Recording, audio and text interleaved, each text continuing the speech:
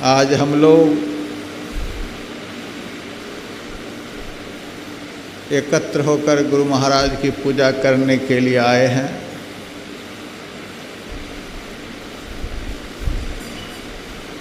पूजा करने से इष्ट प्रसन्न होते हैं। इष्ट प्रसन्न होते हैं तो पूजा करने वाले को प्रसन्न करते हैं। कुछ ना कुछ खुशियाँ देते हैं।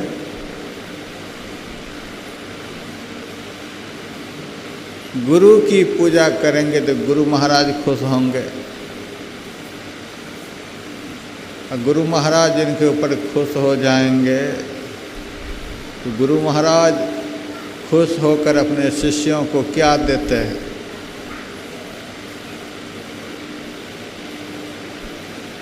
कुछ ना कुछ यहाँ आए हुए भक्तों को हर साल मिल रहा है।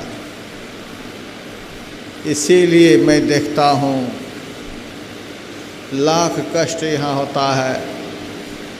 रहने की सीमित जगह है, खाने की पीने की भी ऐसी व्यवस्था रहती है, तो भी भीड़ कमती नहीं है। सब कुछ को यहाँ आए हुए भक्त नज़रअंदाज कर देते हैं। अरे एक दिन थोड़ा सा सोने में कष्ट होगा, खाने में कष्ट होगा और सब थोड़ा बहुत कष्ट होगा, लेकिन इस थोड़े से कष्ट को यदि हम बर्दाश्त कर लेंगे हमारा वर्तमान और भविष्य जीवन सुखमय बन जाएगा, आनंदमय बन जाएगा। वर्तमान और भविष्य जीवन को आनंदमय बनाने वाले यदि कोई संसार में देवता हैं, उसी देवता को गुरुदेव कहा गया है। देव का अर्थ होता है देने वाला। जिनसे बढ़कर देने वाले दुनिया में कोई नहीं, उसी सर्वोत्कृष्ट दाता को गुरुदेव कहते हैं। सबसे पहले परम भक्तिन मीरा के शब्द में हम लोग सुने।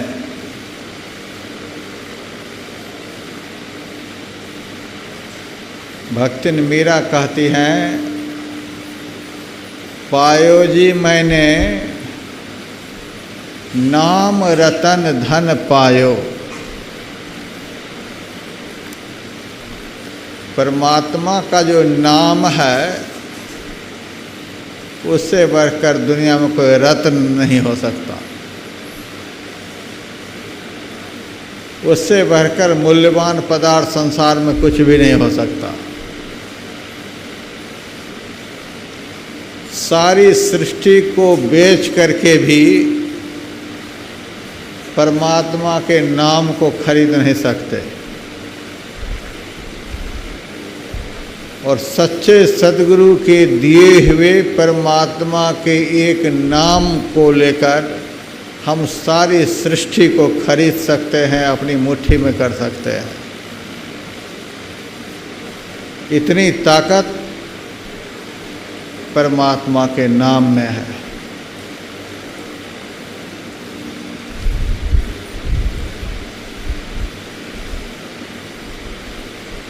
उस नाम का दान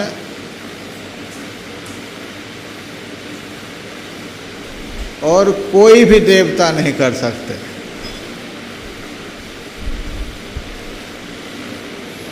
जितने देवी देव हैं,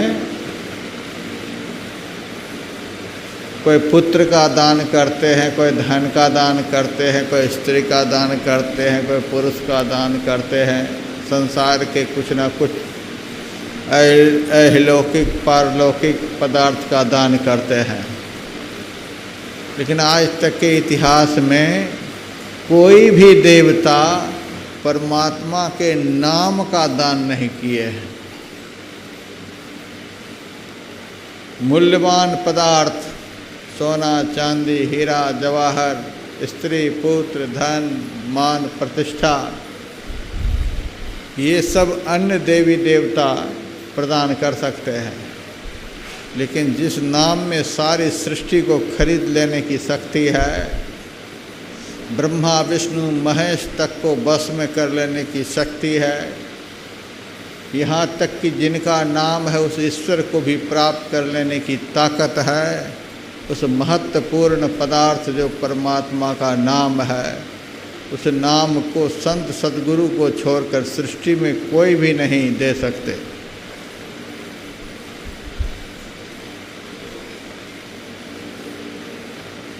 मैंने धर्म ग्रंथों में बहुत से राजाओं का चरित्र पढ़ा, बहुत से धनवानों का, पुत्रवानों का, बलवानों का चरित्र पढ़ा। धनवानों का धन एक दिन नष्ट हो गया है, पुत्रवानों का पुत्र एक दिन नष्ट हो गया है, प्रतिष्ठावानों की प्रतिष्ठा एक दिन नष्ट हो गई है। दुनिया के जितने भी पदार्थ हैं, उन पदार्थों को पाने वाले एक दिन उस पदार्थ से रहित हो गए हैं। यहाँ तक कि हजारों हजार यज्ञ करके ब्रह्मलोक प्राप्त कर लिए हैं, विष्णु लोक प्राप्त कर लिए हैं, शिवलोक, गोलोक, स्वर्ग आदि प्राप्त कर लिए हैं। वह पुण्य भी नष्ट हो गया है। स्वर्ग में गए हुए एक दिन स्वर्ग से रहित हो गए हैं, उनका पतन हो गया है। ब्रह्मलोक से भी पतन हो गया है, वैकुंठ से भी पतन हो गया है। इतना सब कुछ करने के बाद भी पतन होना पड़ा है, सब ऊपर से नीचे आ गए हैं। समग्र संसार के वैभवों का एक दिन ह्रास हो गया है, ऐसा धर्म ग्रंथों में प्रमाण मिलता है। लेकिन मीरा के शब्द में परमात्मा का नाम ऐसा धन है, यदि पहुँचे हुए सद्गुरु से वह धन प्राप्त हो जाए, उस धन का कभी नाश नहीं होता है, वह पुण्य कभी क्षय नहीं होता है, उस पुण्य का कभी नाश नहीं होता है। परमात्मा के नाम रूपी धन के बल से यदि स्वर्ग की प्राप्ति हो जाए तो इंद्र में ताकत नहीं उस पुण्यात्मा को स्वर्ग से हटा सके। परमात्मा के नाम के प्रभाव से यदि ब्रह्मलोक की प्राप्ति हो जाए तो ब्रह्मा जी में ताकत नहीं उसके पुण्य को नष्ट करके उस पुण्यात्मा को ब्रह्मलोक से नीचे गिरा सके। वैकुंठ प्राप्त हो जाए और भी कोई लोक प्राप्त हो जाए तो उस लोक के अधिष्ठाता के अंदर ताकत नहीं उस पुण्यात्मा को उस पुण्यमय लोक से घसीट करके बाहर कर सकें। अन्य जितने भी पुण्य हैं वे सारे पुण्यवान लोकों में जाकर के क्षय हो जाते हैं, नष्ट हो जाते हैं। लेकिन पहुँचे हुए संत सद्गुरु की कृपा से उनको रिझा करके, उनको बुझा करके, उनको खुश करके, उनको प्रसन्न करके किसी भी तरह से उनसे यदि परमात्मा के नाम रूपी धन को कोई प्राप्त कर ले, उस नाम रूपी धन के प्रभाव से जहाँ जाएंगे वहाँ से उसका पतन नहीं होगा, वह सब दिन उन्नति को प्राप्त करते रहेंगे। इसीलिए दुनिया का सबसे बड़ा नाम रूपी धन को संत सद्गुरु ही देते हैं, ऐसा मीरा के शब्द में हम पढ़ते हैं।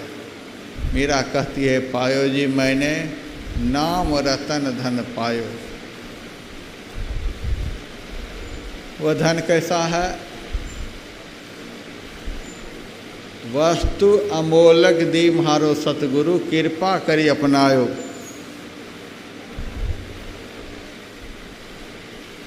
संत सद्गुरु का दिया हुआ जो दीक्षा के समय का नाम है, उस नाम का कोई मूल्य नहीं हो सकता।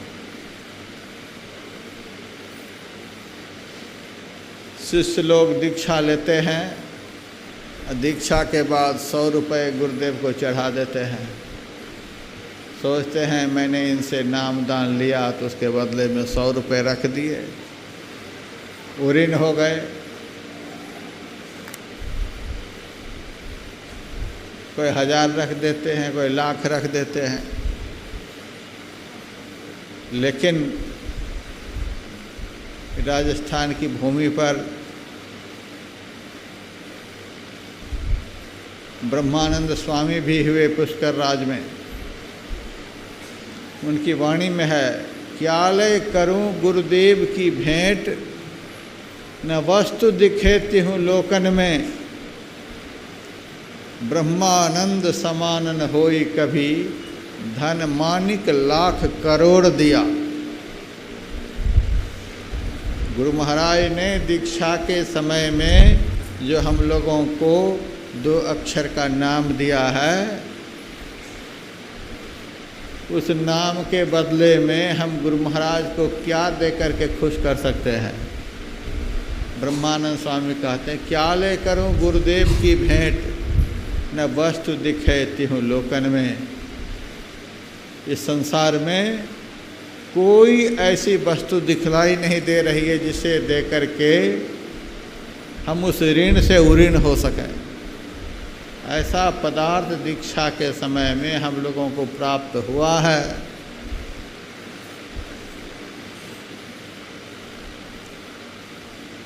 ब्रह्मानंद समान न होए कभी, हम सारी सृष्टि देकर के भी गुरु के ऋण से उऋण नहीं हो सकते।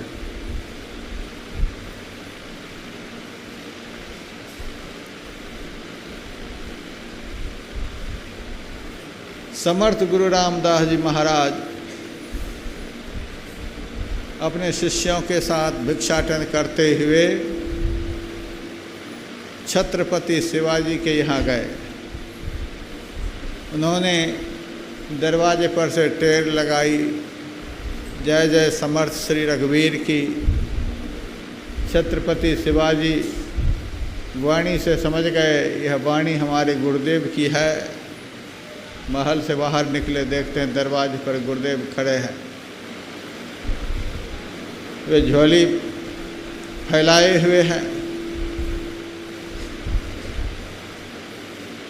छत्रपति शिवाजी कहते हैं, गुरुदेव आप दरबार के अंदर पधारें, आपका ही सब कुछ है, आप यहाँ खड़े हैं, सब कुछ आपका है।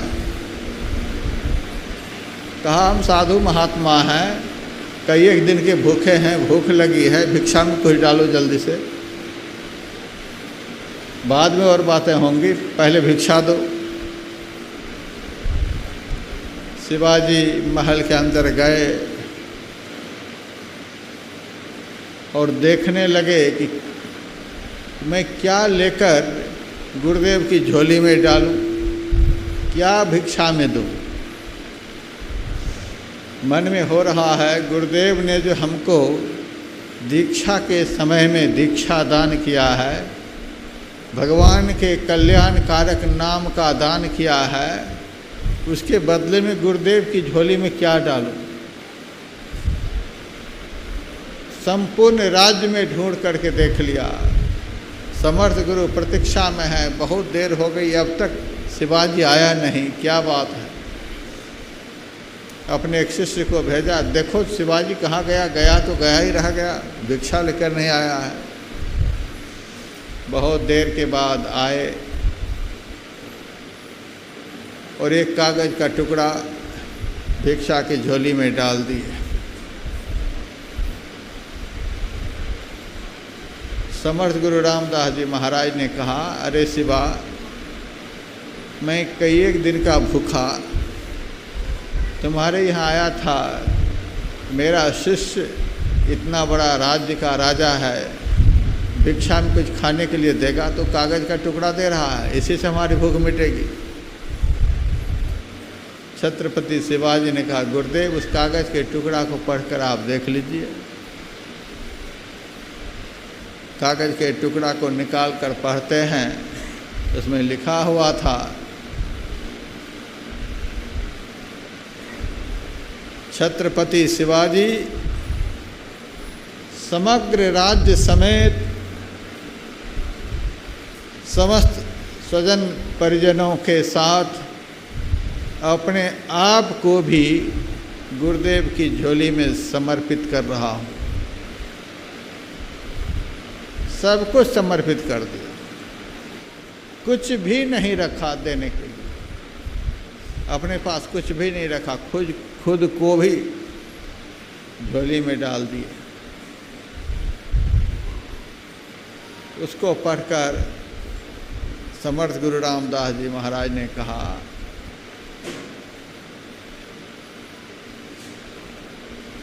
अरे शिवा,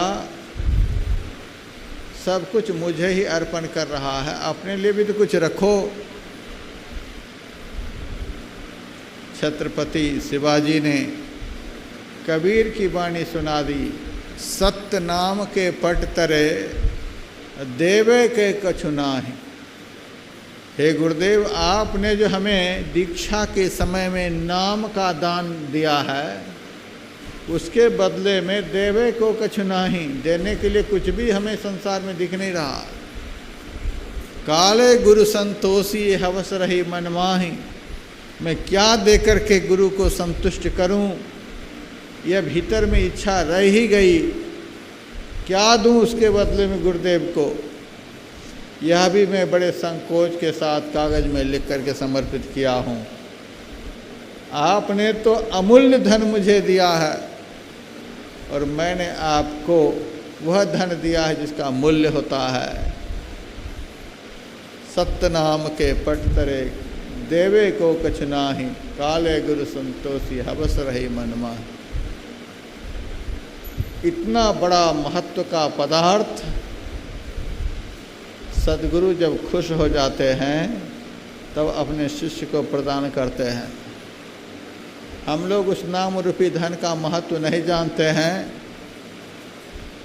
इसीलिए दर दर भटकते फिरते हैं, दुनिया के लोगों के सामने दुख सुनाते रहते हैं, यह दुख है वह दुख है। लेकिन जिस दिन हृदय से गुरुदेव के दिए हुए पदार्थ का महत्व समझ लेंगे, उस क्षण आपका सारा दुख खत्म हो जाएगा। ऐसी चीज़ गुरु महाराज हम लोगों को दीक्षा के समय में दिए हैं, कुछ देने के लिए बाकी नहीं रखे हैं।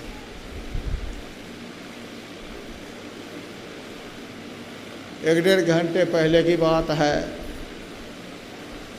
पंजाब से आए हुए एक भक्त पूरे परिवार के साथ बुरी तरह मेरे सामने आकर रो रहे थे। मैंने कहा क्या हो गया? उनके 2 लड़के हैं, दोनों लड़के का दिमाग कुछ कम है। छोटा लड़का कहाँ चला गया पता नहीं, गाड़ी लेकर के पूरा खोजते रहे, कहीं मिल ही नहीं रहा है। अब दिमाग भी नहीं है, कहाँ गया नहीं गया, बुरी तरह आकर के रो रहे। मेरे मन में हुआ, गुरु की इतनी महिमा मैंने सुनाई है सुबह के सत्संग में, गुरु का इतना महत्व मैंने सत्संग में बतलाया है, और गुरु पूर्णिमा के अवसर पर यहाँ से भक्त रोते हुए गुरु के दरबार से चले जाएंगे तो अगले गुरु पूर्णिमा में तो आधी संख्या खत्म हो जाएगी। क्या लोग सोचेंगे? गुरु महाराज की इतनी महिमा सुनाते हैं और यहाँ से रोते हुए जाना पड़ता है।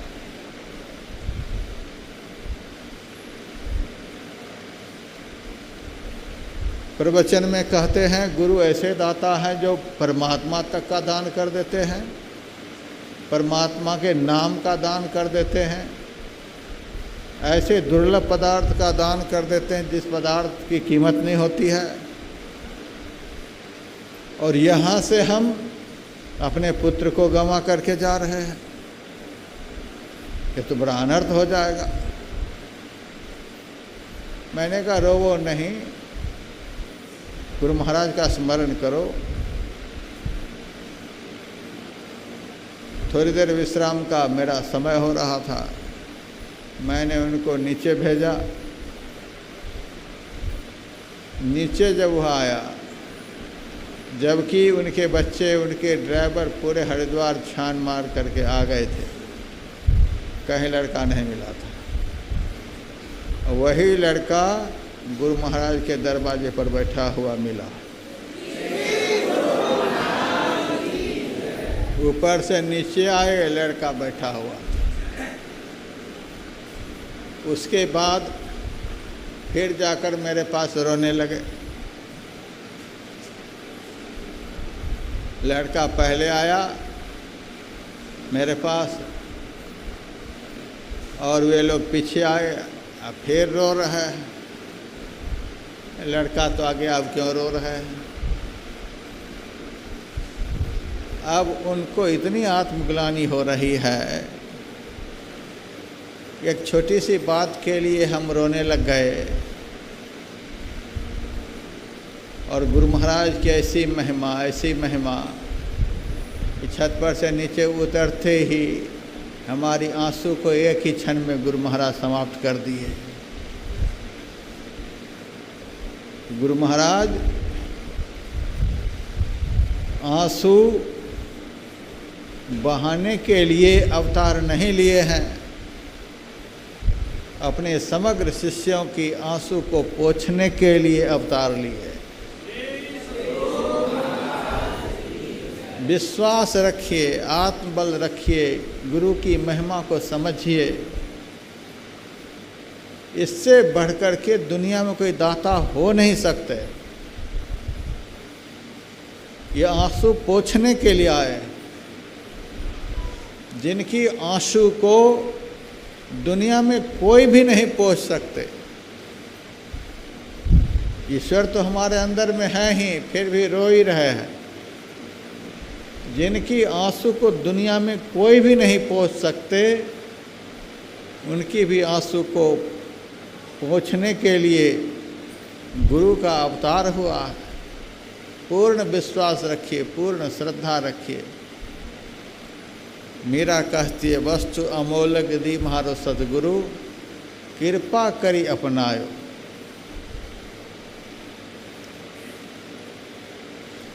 यह बड़ा ही महत्व का शब्द है। कृपा करके गुरुदेव ने दुर्लभ वस्तु परमात्मा का अमूल्य नाम प्रदान किया है। कृपा करके गुरुदेव वह अमूल्य वस्तु हम लोगों को प्रदान किया है। अब हम लोगों का भी तो कुछ धर्म बनता है। मीरा कहती है, अपनायो। मैंने उस रत्न को अपना लिया।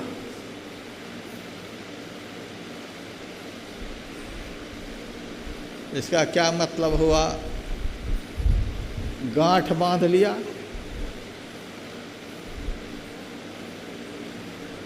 हम लोग बाजार जाते हैं, हाट में जाते हैं, फल ठेले पर बिकते रहते हैं, सब्जियां ठेले पर बिकती रहती है, चावल गेहूं आटे दुकान में बोरियों में फैले हुए मिलते हैं। सारे सामान खुले बिकते रहते हैं। लेकिन ज्वेलरी की दुकान पर जाएंगे, कितनी सेफ्टी के साथ आभूषण होते हैं। साग से, सब्जी से ज़्यादा महत्व का अन्न है। अन्न से भी ज़्यादा महत्व का वस्त्र है। देखिए, वस्त्र की दुकान में जिस तरह से चावल गेहूँ रखते उसी तरह से वस्त्र नहीं रखते हैं। कितने अच्छे ढंग से वस्त्र को तह लगा करके दुकानदार रखते हैं। और ज्वेलरी लोग चांदी के आभूषण को जितने सुरक्षित करके रखते हैं, उससे भी ज़्यादा सुरक्षित करके सोने के आभूषणों को रखते हैं, और सोने से भी ज़्यादा सुरक्षित करके हीरा को रखते हैं। जो पदार्थ जितना महत्व का होता है उस पदार्थ को उतना ही सुरक्षित करके रखा जाता है। ऐसे नहीं आपको मिल जाएंगे। मीरा कहती है नाम रतन, गुरु के दिए हुए नाम को मीरा रत्न कहती है। सोना धातु है, चांदी धातु है, अब्रक धातु है, लोहा धातु है, हीरा जवाहरात मणि पुंखराज ये सब के सब रत्न हैं। धातु से ज़्यादा मूल्य रत्न का होता है, लेकिन उसका मूल्य है।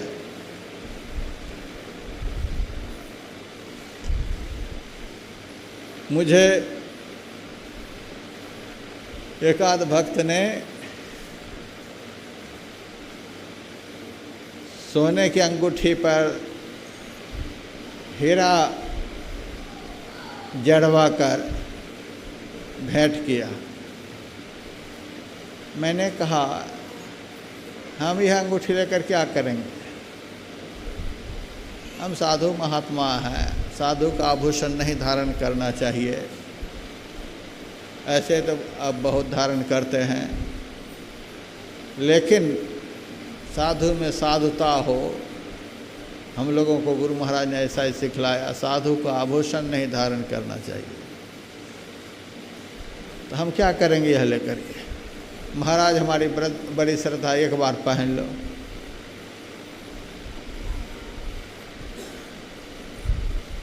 मैंने कहा बड़े आग्रह कर रहे हो, क्या बात है? अरे महाराज आपके लिए खरीद करके लाया हूँ, देखो 60,000 इस अंगूठी की कीमत है। मैंने कहा 60,000 कीमत तो है, यही कीमत सुनाने के लिए आए हैं मुझे।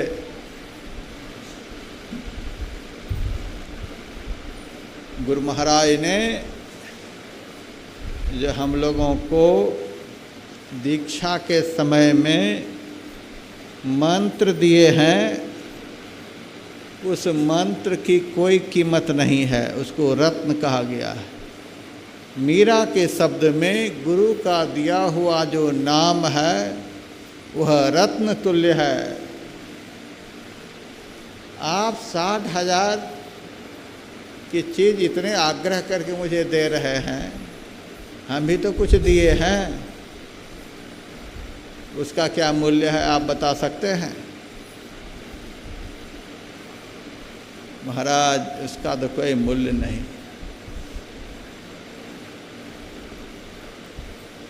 लेकिन ऐसे मूल्यवान पदार्थ को लोग कितना सेव करके रखते हैं। खूब बढ़िया डब्बा में बंद करके वह माई लाई थी। 60,000 की अंगूठी को किस कदर सुरक्षित करके लाई थी।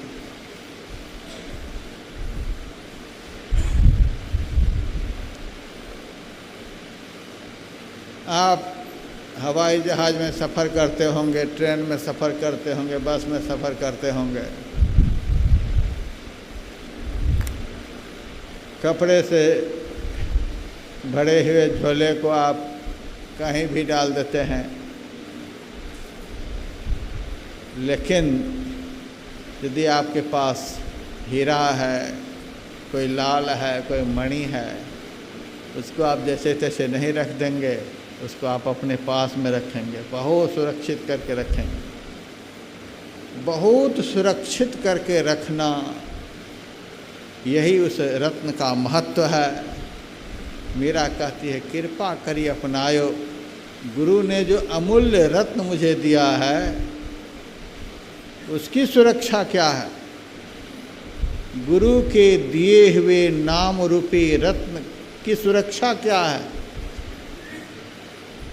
दीक्षा के समय कान के माध्यम से आपके अंदर में गुरु का दिया हुआ नाम चला गया, अब उसकी सुरक्षा क्या है? उसकी सुरक्षा यही है कि प्रत्येक श्वास में गुरु के बताए हुए नाम का स्मरण करते रहे। यही नाम की सुरक्षा है। मीरा कहती है कृपा करी अपनायो, कृपा करके गुरुदेव ने जो नाम रूपी रत्न मुझे प्रदान किया है, उस नाम रूपी रत्न को मैंने अपना लिया, अपना बना लिया, अपने जीवन में मैंने सुरक्षित कर लिया। और उस नाम रूपी धन की सुरक्षा यही है कि प्रत्येक श्वास में उस नाम रूपी धन का आप स्मरण करते रहें, याद करते रहें। लोग अपने घर में रत्न रखते हैं तो बराबर देखते रहते हैं, कहीं इधर उधर तो नहीं हो गया, कोई ले तो नहीं गया, कहीं खो तो नहीं गया। बहुत महत्व की चीज़ को बहुत ध्यान से लोग रखते हैं। आप अटैची में कपड़े रखे हैं कहीं रख देंगे, झोला में कुछ रखे हैं कहीं रख देंगे, चावल गेहूँ आटा है कहीं रख देंगे, और 2 दिन 4 दिन 10 दिन में देखेंगे। लेकिन जो पदार्थ बहुत महत्व का होता है उस पर लोग ज़्यादा ध्यान रखते हैं। कोई ले तो नहीं गया, इधर उधर तो नहीं हो गया। दुनिया में किसी के दिए हुए पदार्थों को आप नज़रअंदाज कर देंगे, कोई खतरा नहीं है। लेकिन सद्गुरु का दिया हुआ नाम रूपी धन जो आप लोगों को मिला है वह अमूल्य रत्न के समान है। उस रत्न को यदि हम गंवा देते हैं, उसका हम ध्यान नहीं देते हैं, हमारे जीवन में बहुत बड़ा खतरा है।